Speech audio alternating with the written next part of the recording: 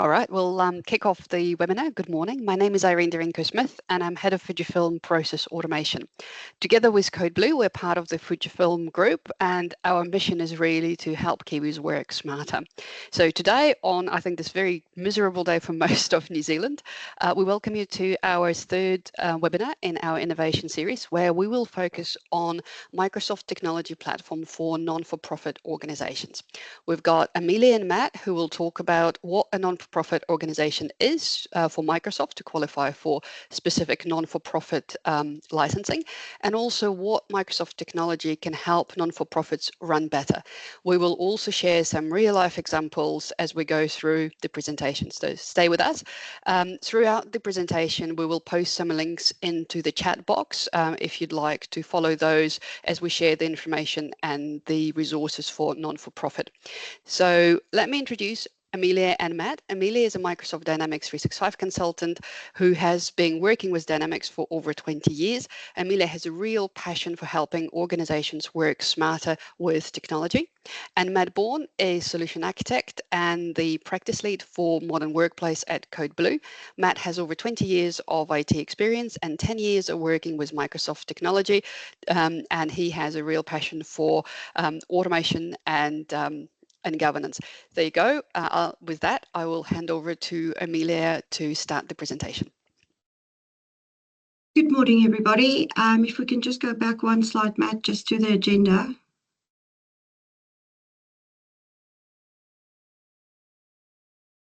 A little bit of technical difficulties this morning. So first we're going to just do the introduction, which and housekeeping, which Irene just did. Then we are presenting, myself and Matt, about optimizing operations and how Power Apps and Dynamics 365 simplify non-for-profit management and engagement. We're going to go through a real-life success story with one of our customers. We're going to talk a little bit about funding and support and learn about what's available in grants, discounts, accelerators, etc. And then we're going to go through, Matt's going to take us through some licensing and simplifying the art of Microsoft licensing. Then we have a Q&A at 9:40, and we will wrap up and next steps at 9:55, and we'll end sharply at 10. Thank you, Matt. Okay, so I think firstly we need to talk about Dynamics and the non-for-profit. So today is really to discover how to make the most of the Microsoft Cloud for non-for-profit from both a business application point of view and from a Microsoft licensing point of view, because there's always two components to it, and see what the product's capabilities is and how to use and implement those. Within the Microsoft Power Platform, as I said, Microsoft 365, Azure, and all of the things that make sense within the Microsoft ecosystem. Matt, if you can go to the next slide, please. So this is just a little bit of an image to explain really how Dynamics or how the non-for-profit cloud is just one of the many Microsoft Cloud for Industry components, but all of them are based on the basic security management and compliance framework at the bottom, then which plugs in really tightly with Azure, and then you have different components, and you can have various of these. You don't have to have all of them, but most organizations will obviously have M365, which is your Office or your Office productivity tools. And then there's a variation of if you require a Dynamics model-driven app or a Power Platform with, and then we can do developer tools like Copilot Studio and Visual Studio to extend your business application to do the best for your organization. If we can go to the next one, thanks, Matt. So I think there's a couple of things to think about. So if you are not currently registered as a non-for-profit, see if you are eligible. Kaz will put a URL in the chat to where you can find these things. So is my organization eligible? How can I register? And who can use the licenses within my environment if I do find myself that I'm eligible? So just a little bit about where you can go to find those things out. Thanks, Kaz. Next slide, Matt. Oh, I think this slide's me. Yeah. Welcome, everybody. Yeah. Right. So one of the things I wanted to talk briefly about is the Microsoft licensing, which everyone loves to hate. Microsoft have recently made a few changes with not-for-profit licensing offers. And one of the big changes they've made recently would be that the Microsoft 365 Business Premium license, they used to give you 10 for free, and then you had to pay X amount. I think it was 67% of retail for the rest of your licenses for Business Premium. So what they've done is they have removed the 10 free licenses, so they no longer exist anymore. If you currently have some, they will stay on there until your renewal. But if your account manager or the person you deal with hasn't already spoken to you about this, it may be worth raising it with them. But what Microsoft have done to counter that is they've now made it that you get 75% off retail for Business Premium licenses. So yeah, so at the moment you're looking at $9.35 New Zealand per user per month if you want to go to the Business Premium plan. And so today I'm going to be talking about some of the reasons that that's worthwhile and the benefits around it. Some other big things to note is, although when Copilot first came out, Microsoft initially said that they were not going to discount Copilot for anybody. They've retracted that slightly, and they've agreed that they're going to give all non-profits 15% off full Microsoft 365 Copilot. So this is the full version of it that has all the application and integration. They're also going to give 15% off Copilot for sales and Copilot for service as well. Some of the other ones we've gotten here is with your Dynamics licensing, you get 90% off that, off RRP. So that's definitely something that's worth looking at. And that's something that Amelia and her team are able to work through with you on some of those things. And probably the other two big ones here. So one is the Azure credits that you get. So the Azure credit you'll notice is in US dollars. Now, unfortunately, depending on when this happens, the US dollars, it's based on whatever the New Zealand conversion rate is at the time. So at the moment, I think I checked yesterday and it was $1.66 New Zealand for every US dollar. So you'd get $2,000 times 166, which is what would give you your total amount. Unfortunately, if the New Zealand dollar gets really strong against the US dollar, you end up getting less. Probably the last big one here, the big change would be around Power Apps. So for not-for-profits, the Power Apps, and actually for commercial as well, the Power Apps per user plan has been discontinued. So while at the moment you still get 10 free per users, they've now made it as a per app plan. So if you have a Power App in your business, and if you've got, let's say, 3 Power Apps, you can now pay just for the 3 Power Apps, which will allow all the users in your business to use them. And on the next slide, so what I wanted to talk to briefly here, as I'm sure a lot of you are aware, so as part of the not-for-profit program, everybody gets 300 business basic licenses included. And while that sounds amazing and it's great that Microsoft give that, unfortunately, there's a whole host of limitations around it, around what you can actually do with it. Some of the big ones are around just your identity management and security, around what you can actually do. And also just some of the protections, the governance, the compliance that you may have to meet, which that plan's not actually going to help with all of those things. So Business Premium is definitely something that's worth considering.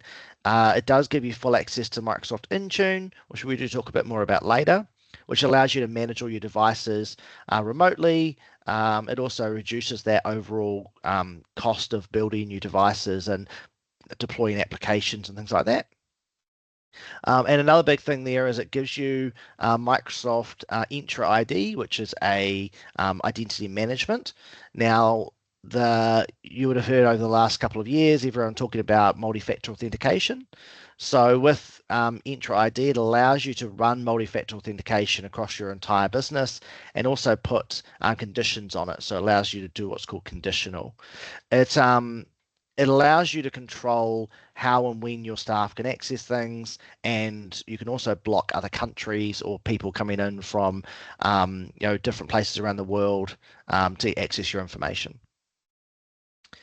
So there's just a little bit there. We do cover it a bit more later on, but I just want to touch on that just to show you some of the benefits of going up to the Business Premium plan. Back to you, Amelia. Thank you so much, Matt. A lot of you might have in your business application, if you've used the non-for-profit accelerator before, that's been deprecated at the end of this year in December. And basically what Microsoft has done is they've broken the big non-for-profit accelerator into smaller chunks. And this is what I'm taking you through now. So there's a component about the engage with supporters and funders. We'll go a little bit deeper into that in a minute. And then the impactful program delivery. So this is really outcome-based non-for-profits, reporting back to funders. And then, as we mentioned, and Matt has taken you through, the secure, streamlined operations. So just making sure that the base for all of your business application data is in a secure, streamlined environment, aka Azure. If you go to the next slide, please, Matt. So here we're going through a little bit of what is the components of the engaged supporters and the funders. So it's a combination of a couple of Microsoft applications in the Power App suite of products. So we have fundraising, which helps you to understand your fundraisers and connect with donors by giving them detailed donor profiles. And the app is a flexible starting point where you can then add on maybe other things from the other components of these accelerators that's been implemented. So you might want to do grant management with funding. And because that is all built on Dataverse, you are able to tweak your solutions to your business needs. So the fundraising is powered by a Power App, and we've gone through some of the licensing. I think it was $4.20, something like that. So that's really dirt cheap. Then we've got fundraising performance dashboard. Now this is powered by Power BI, and this will allow you to gain insights into the effectiveness of your fundraising activities. And it's actually quite interesting to see your funding, where it's going, and manage, especially if there is recurrent funding from individuals, and manage that profile. And then at one point you can actually integrate that with your ERP system and things like that. So it's quite flexible. Then we've got grant management. So if this helps you to manage both your grants and your grant recipients, and handle every step in the whole grant process. Again, that's powered by Power Apps, and this will help you to build stronger support relationships to grow your funding. Organizations that could use the above is charitable trusts and foundations, community services providers, environmental groups, conservation groups, arts and cultures, museums, health and research charities. So these are just a little bit of ideas of organizations that have used these model-driven apps in the past, and we can help you work out your requirements. Next slide, please, Matt. Now we're talking about the impactful program delivery, and in there we can see that we are now talking about volunteers, the management of them, the engagement of the volunteers, and then the volunteer center. Now, this is a combination again of a bunch of different Power App components. The volunteer management is to help you with tasks like finding volunteers, getting them started, keeping them engaged, tracking their progress. So a database where you can manage all of this. Then you can actually work with them in what's called the Power App portal, which is the volunteer engagement section of it, where you can create a profile, find opportunities to help apply for them, and see details about their activities. Now, that's the first. Volunteer management sits on a Power App. The volunteer engagement can be a portal, so you don't have to have a bunch of volunteers engaging with your app and giving them access to the app, and that might cost you money. So you can give them a Power portal or volunteer engagement portal where they can get their activities and engage with you around what they've done and what the next steps are. And there's different licensing for that portal, which is a pay-as-you-go, if you like, for unauthenticated users. Then you've got the volunteer center. So this is a template where we in SharePoint have a list of your volunteers, easily find their important updates. And this is actually the base that will show you what is happening in the Power App portal. So just a little bit about that. Organizations that are using these impactful programs are companies or organizations for health and social services, mental health, disability support, and we've really worked closely with a bunch of non-for-profits within our team over the last couple of months around implementing outcomes-based partner management systems. We'll take you through an example in a minute. We've got some Power BI reporting going for some of our customers. Organizations like Education and Youth Services, Youth Town, the Dingle Foundation, organizations like that are organizations that use the volunteer management engagement business applications. If we go to the next slide, Matt. There are a few additional ones, which is the management of the volunteers, and again that's through a template to quickly create a Microsoft Teams space where you can communicate and engage with your volunteers without actually having a lot of people in your organization in your Microsoft tenant. The outcomes management, I've spoken a little bit about that, and we'll use that as an example a little bit later. But this is just a business application where you can actually have if you are dealing with services, manage the individual receiving those services, the amount of services, reporting back to your funders on the services that you have supplied to the community. And then we have the program impact dashboard, and that's linking the fundraising and the program information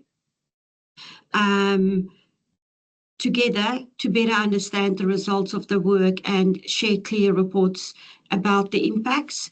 And organizations that's used this in the past are employment and training services like workforce deployment programs, environmental and conservation groups, like I said before, and charities, obviously, that's what we're talking about, and non-for-profits, food banks, family and domestic violence support services, Red Cross, organizations like that have used these business application, either the small Power App or a combination of two of them into one, because it's all built on Dataverse. It's quite easy and quite a stable base to extend and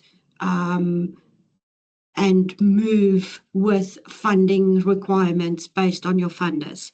The next slide, we just talk about a little bit, sorry, Matt, if you don't mind just flicking to the next. Thank you.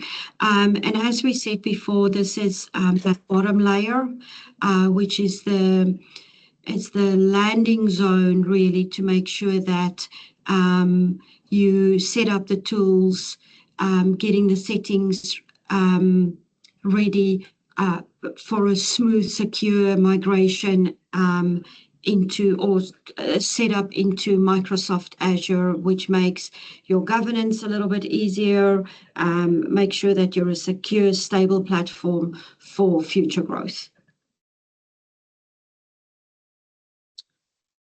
Thanks. While preparing for the webinars, I came across this report, which is the Non-for-Profit Governance and Performance Study for 24 to 25.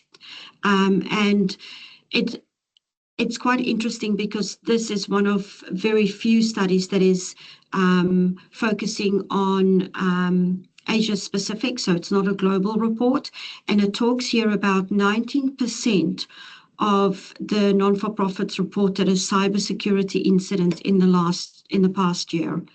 And that's something to be really cognizant of. Kaz has just put the link to the report for you to read if you like. But it just makes a little bit of sense to think about where you are in your business transformation and what things to consider, making sure that the data that you have about the people that you either support or the volunteers that go out and help your food bank or any of those types of activities, how secure is that data, and make sure that you don't land on the front page of the Herald.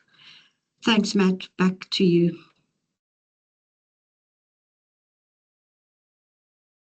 Sorry, start again. Right.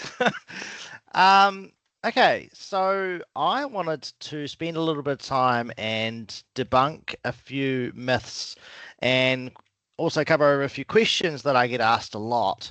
Now, these questions, they do apply to the not-for-profit market or the charity market, but they do also apply for small to medium businesses in New Zealand in general as well.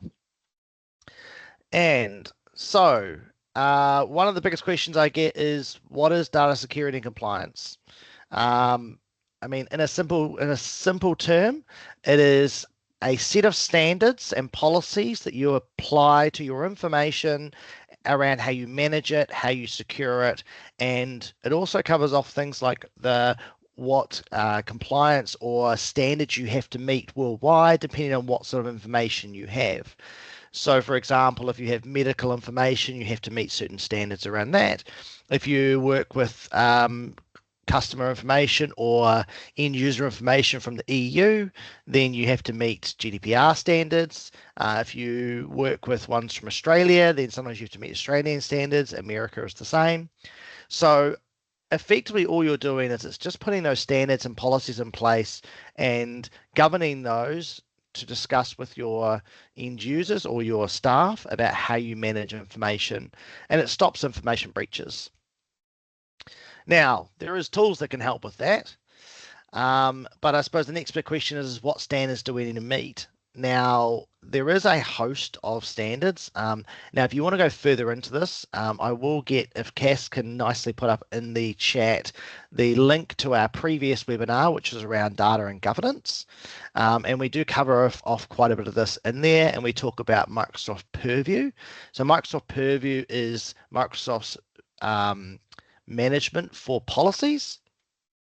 It allows for your team to look after and monitor the compliance of your standards that are being applied in your business. What could happen if you don't have good policies, security, and standards in place? Then, as Amelia was just mentioning, you can end up on the front page. There is a lot of issues over in America at the moment. Obviously, it's America, so we're not quite the same over here, thankfully. We don't sue for everything that comes up, but there has been quite a lot of issues around privacy breaches. And it's not actually, the breach is bad. We obviously don't like breaches, but it's the damage to the reputation of your company. That's the worst thing, because then what happens is your end users or your clients, they lose confidence in the fact that you're keeping their data safe. So how can Microsoft help? As I mentioned, thank you, Cass. She's put up the link for our governance webinar. And in that, we do talk a lot more about Microsoft Purview. We also talk about a little bit around some of the security stacks, and we talk about the Microsoft Business Premium license and the benefits you get around that. So all three of those together, they do help make up your compliance and security standards. These are really important. As we go into the next one as to why should I invest our money into this? Now, I'm very aware that not-for-profits in general, they have to be very careful where they spend their money. A lot of them get money from grants, or it could be from the government, or it could be from donations. Now, we all like to know that this money is going to the right causes. Now, as part of that, though, sometimes the right cause could be looking internally at how you protect that information that you have. Some really good examples of this, if you work in the medical field, or you work with customers that have critical events in their life, or it could be things around mental health or anything like that, then those sort of topics are really incredibly sensitive. And so if that information was to get out into the wild, it could have drastic effects not only for your customers or the people you're trying to support, but it can also have drastic effects for your overall business, because then suddenly everyone else is looking and going, well, why were you not protecting this? So it is definitely worth investing money into it, and it is worth looking at. We're more than happy to come out and help and do a bit of an audit, help you and give you some advice as to what you can put in place and how these things can help. This is one I hear quite a lot. And do we even have sensitive data, or what is sensitive data? So, for example, if you have someone logged in your system and there's information there and there, let's say you have Matt. Now that by itself is not sensitive, having a first name. But then if you had Matt, born, and then date of birth, that suddenly starts becoming sensitive. And then you may have things in there like Matt Bourne, date of birth, medical history, or address, or credit card information, or any other aspect around a personal thing. There's also your staff information. It could be around their emergency contacts. It could be their contract with the business. Could be their pay rates. These are all sensitive types of information. The other big one for a lot of not-for-profits would be their charity information. So where they get donations from, who's donated. Now that can also be quite sensitive. So as Amelia was mentioning earlier, there is a lot of tool sets that their team can help with to help secure this information and also make it more manageable. This one here is probably the biggest one I get, and this doesn't just apply to not-for-profits, it also applies to New Zealand businesses in general and to Australian ones as well to a certain degree. But one of the big things I hear a lot is, not only we're too small as in the company, but New Zealand, we're too small, we don't need to worry, no one's going to attack us. Unfortunately, with the rate the internet has grown, so if you'd said that 20 years ago, I probably would have said, yeah, that's fair, okay. But now to someone who's sitting behind a screen in some other country, I'm not going to list them out because I don't want to slag any countries off. But, someone sitting there with the speed of the internet now, it doesn't matter whether your business is in America, it's in Australia, it's in New Zealand, it's in, Alaska. It doesn't make any difference to them. They can access that information in less than a second. So whether you're 100 meters down the road or on the other side of the globe, it doesn't actually matter. If they want to get in and they want to do damage, they can find a way. So what we want to do is we want to make sure that we put enough roadblocks in that we can make it so we deter them. The best example I always used to give is that if you've got let's say someone wants to rob a house and they go up to one house and they look at it and go, oh, that looks really nice, but that house has got an alarm on it and it's got big deadbolts on the doors, that's going to be effort. And then the house next door has no alarm and the doors are unlocked. Now, while they might not get as much stuff from it, it's a much easier target, so that's what they go for. So what we're trying to do is we're trying to deter them. Now, we can't always stop them, but we want to try and deter them as much as we can so they don't even try. So that's the idea of having good data security and compliance, is trying to deter people from even trying to attack. Now, these stats here are not solely based on not-for-profit like Amelia's ones are. These ones are actually worldwide.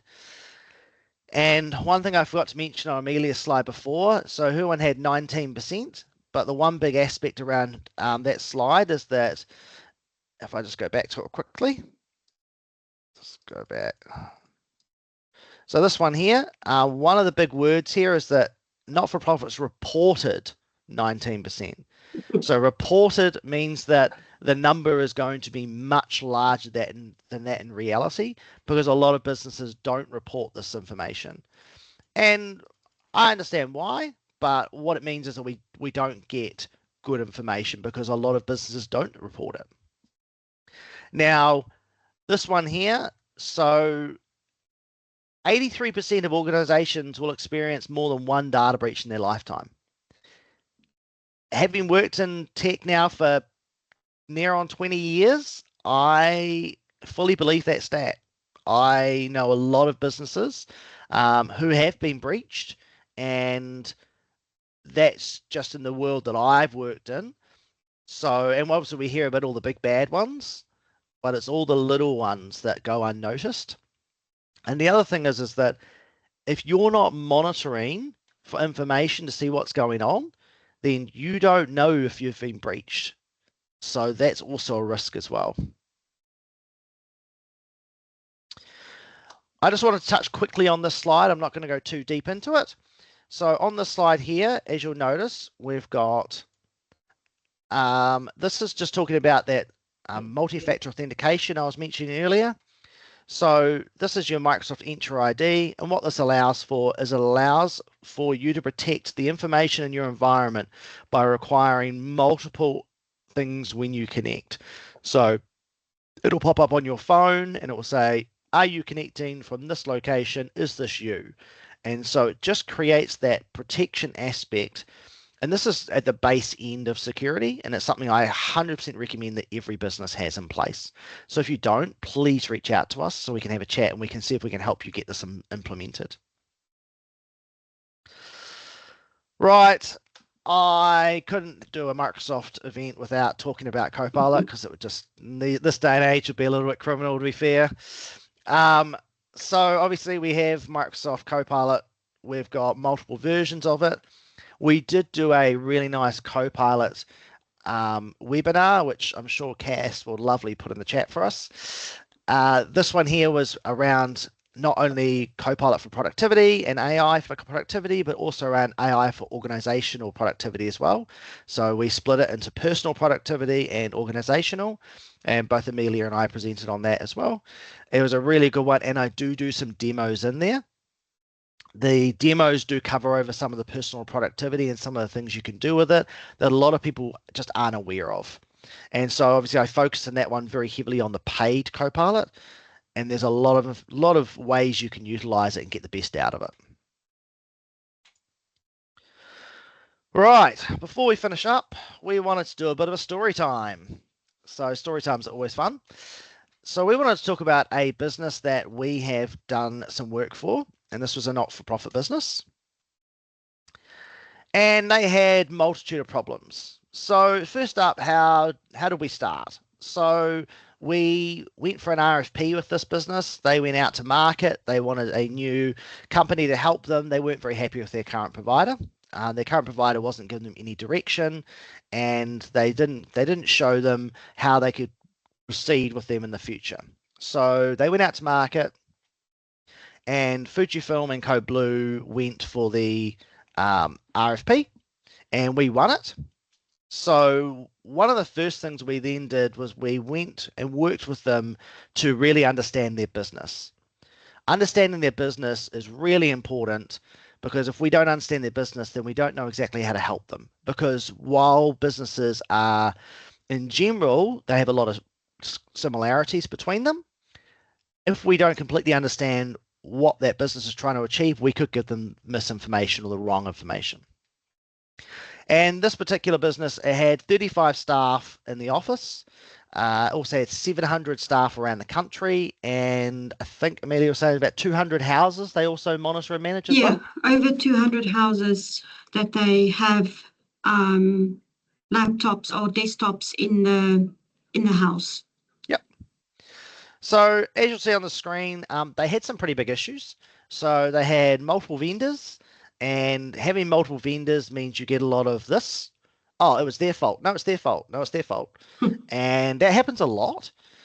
One of the other big ones is during COVID, they did a rushed migration. This was quite common around that time for businesses that were on quite old hardware. So they did a really rushed migration. Their devices were all in work groups, meaning they weren't centrally managed. So when we say not domain joined, what it means is that they basically weren't part of the organization or as a device. They were just effectively a whole bunch of devices sitting out there that weren't actually very well managed. There was no best practice or security standards in place. And when someone was, when they were onboarded as a customer to us, we discovered that they actually had almost no documentation across any of their environment, and there was no consistency. So one device was set up this way and another device was set up this way, and it caused lots of issues. So right off the bat, straight away, the first thing our team did was they went through and they sat down and they documented everything. So they went through all their processes, they went through all the different parts of their environment, how emails were set up, how new users were onboarded, and they documented it all from day one. And this was really important because it allowed our service desk to start being able to support that team. We then also put in some best policy practices and some governance just to really help get through so we could get through and start working on the future of this company. One of the other big things that we did, and this really led from the documentation, was we worked and collaborated with the internal teams. So they had an internal team of 2 who, before we came on board, would just run off their feet. They were putting out fires left, right, and centre. They actually couldn't get any of their job done. So what we did was we worked with them to really reduce their noise, to allow them to focus on the things they needed to focus on, and let our service desk take over all that. I need my password reset. Hey, I can't log in. My email's not working. So we took away all that noise. The next big thing is we actually presented a roadmap to their board. Now, it says on the same screen that it was a tech roadmap. So we did a full technology roadmap. And as part of this, what we really did was we wanted to articulate to them the value of it and how they can get the most out of it. The other big thing is that we showed them how we could align their technology to their goals, their company goals, but also their values and their vision. So these were really important to them, and it's something we wanted to align with. So we just worked with their board and we worked through and we explained why. And after we went through and we showed the value of this, they got 100% behind us, and they greenlit for us to go ahead and start doing some of these projects that came off this. So what do we do first? So we are partway through this transition process with this customer, and there's still a few more things to do, but we've nailed some of the big ones. So one of the first things we did was we standardized all the devices. So we upgraded them to a Microsoft 365 Business Premium plan.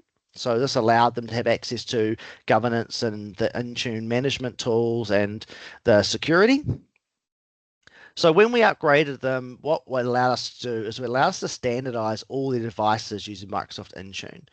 So what that meant was that all their devices were built the same way. We could remotely lock a device if it was stolen, or if it was lost, we could wipe it remotely as well. So it meant that information couldn't get out. We also encrypted all the devices so that every device was encrypted from the get-go. As soon as it was built, it was straight away, it was encrypted before it got any information on it. The next big thing is we rolled out the Fujifilm CodeBlue security stack across their environment. So there's a stack of security. One of the big things around Microsoft 365 and moving to the cloud is, in the past, you would have had if you think of a fence around your house and you have a lock on your front gate. So that's a little bit like what a firewall is, which is what things would have been like in the past. So you've got this one entry point. If they can get through that, then they have access to everything. When you go to the cloud, we want to layer that security. So instead of just having a lock on the gate, we've then also got deadbolts on the doors, we've got an alarm system, we've got cameras, we've got sensors around the yard, we've got locks on the windows, we've got double glazed windows with armor piercing on the windows. We want to put as many layers as we can to really deter people and stop them from getting in. They get past one, they hit another layer straight away. If they get past that, they hit another layer straight away. And the idea is just to stack that security on as much as we can, but at the same time making it simple and easy for our staff to use it, which is where that conditional access comes in. So we can say, hey, confirm who you are, and then it uses things like, oh, I can see you're coming from this particular address, right? You connect from here regularly, great. I can see you're coming from this device. Okay, I trust that device, that's great. But then it will also look at things like, if you've just connected from Hamilton, and then 5 minutes later you try and connect from India, it'll go, this one doesn't seem quite right. So it will block that connection. And so we'll look at all those sort of aspects. And the last thing we did before we brought in our lovely process automation team as well, we went through and we tackled their document management solution they had, which was kind of non-existent. They had done a bit of a lift and shift move from on-premise to the cloud. Unfortunately, doing that, you end up with quite an inconsistent environment. So we redesigned and worked through all of that with them to give them a document management system which was actually suitable for what they needed. Now, what this did was it allowed for Amelia's team to come in and start working and build on top of that. Yeah, and that's where we stepped in. So we looked at what they were currently using, which was basically SharePoint with a bunch of SharePoint lists. The data was semi-structured, but it was quite time-consuming to compile their funding reporting back to their funders, getting notifications if a severe incident has happened. A lot of those things were a lot of phone calls or Teams messages and things like that. So what we've done is we went in, we created a proof of concept because this was quite a big change, organizational change for them, to understand how the Dynamics 365 model-driven app will work for them. Created a proof of concept. Needless to say, they loved it. And then we went in and built a full partner management system. And as Matt mentioned before, we have information about NHI numbers, we have information about their health and safety, we have information about their disabilities. We have just incredible amounts of data about these individuals, and to have that in a not secure environment was just not possible.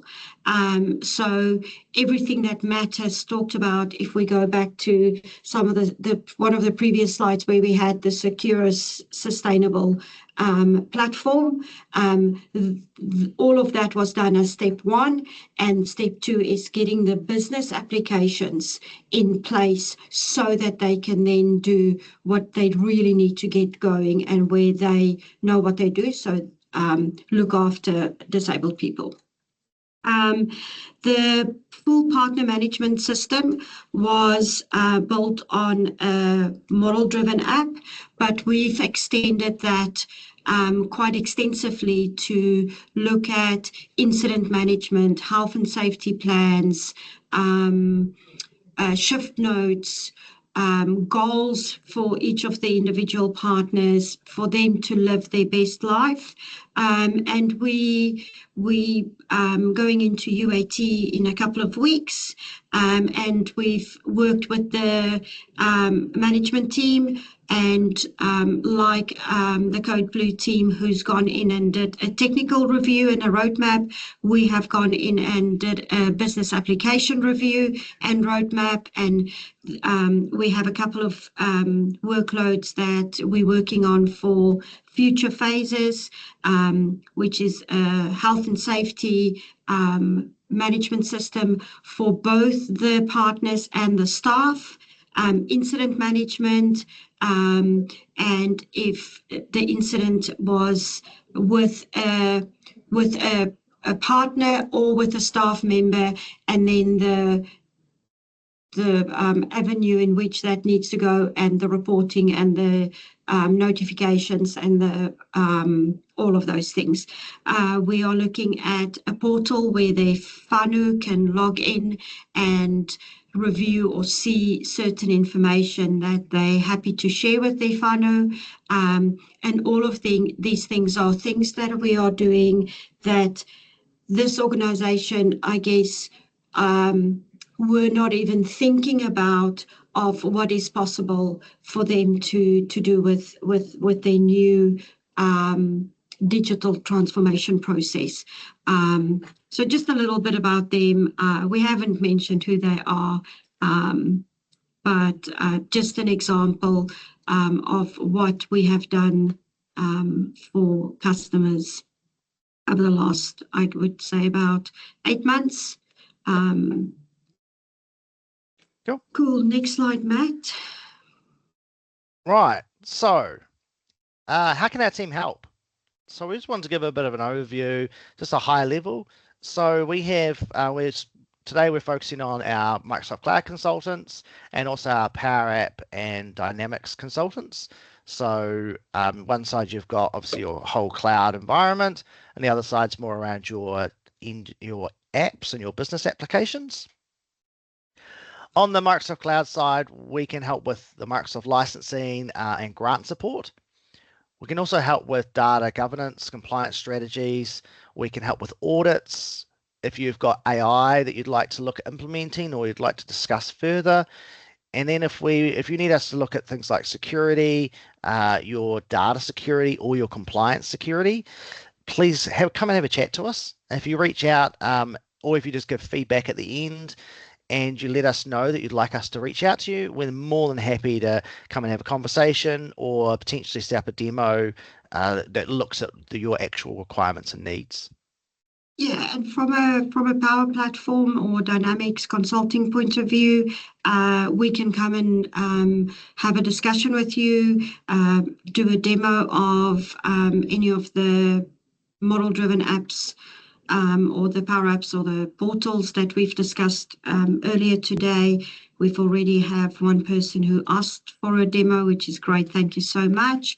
And then we can work with you to look at what your vision is, if that is fundraising and grant management, volunteer management, outcome management. As I said before, you don't have to fall into just one category because we are working on a common data model or dataverse.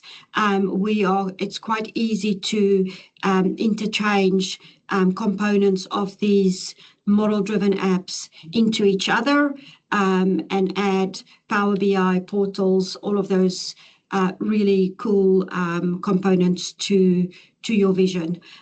We can also come in and help you with your architecture design from a business application point of view and where you might need integration between your ERP systems or any of your other applications that you're running. And we can also come and do some solution reviews. Cool. So we're definitely here to help where we can. Yep. So I'm just going to flick over. We've got, so we had a couple of people in the chat asking about demos. One of the big things I would say is that as every organization is slightly unique and what your requirements are, if you would like us to come out and do a demo for you, could be myself, Amelia, or one of our team members, we are happy to come out and do that. Just if you reach out and let us know that you'd like us to reach out to you, and we can come out and we can give you a demo on the aspects that are relevant to your business. We can also, one of the other questions that came out was how to start on a roadmap. How can a non-profit organization create a technology roadmap? So this process is probably not unique to not-for-profit organizations. Probably the biggest thing around it is making sure that you have an understanding of where you are today and what your goal is in the future. And this is not necessarily around technology. This is your business goal. And then what happens is if you get someone like one of our consultants to come in and they can sit down with you and they can make your technology work for you to get from where you are today to where you would like to be and you'd like your business to be in the future. The problem I see a lot at the moment is companies will try and put the technology in and then wrap their business around it, as opposed to having their business goals and having the technology work for them along the way. And I think that's probably one of the most important things I would say is make your technology work for you. If you're having to change the technology to work for your business, then you're using the wrong technology. It's probably the simplest thing. I see it with applications all the time, where a company they'll get an application off the shelf and they will spend months and months and months and modify 60% of the application to make it work for them. That can cause effects because obviously the next time the application's updated, you've then got to spend months fixing all the changes that have happened with that update. So I normally have a rule that if an application if you have to change more than 20% of the application, then it's the wrong application. And a technology roadmap's the same. If it's not meeting what you need, then that can be your issue. Right, I will hand back over to Irene to finish us off. Thank you very much, Matt and Amelia. Thank you very much to all the customers who dialed in today. We hope it was very useful. We'd love to hear your feedback, and if you can scan the QR code on the screen, or there is a link that will be in the chat as well for you, you can go in a draw to win $100 Prezi card. We just need your feedback to be submitted before the 31st of July, 5 p.m. And then on the next slide, our next upcoming webinar is cybersecurity governance. This one actually has a very high focus on non-for-profit as well, as it talks around some of the medical organizations and their governance approach, and in particular the aspects of cybersecurity and what the boards and the executives of the organization should be aware of. Very useful. So we do encourage you to register and attend if you can. And with that, I think thank you very much for attending. It was lovely to host the webinar this morning, and we hope you will stay tuned for the next one from our teams. Thank you, guys. Thanks, everybody. Thank you.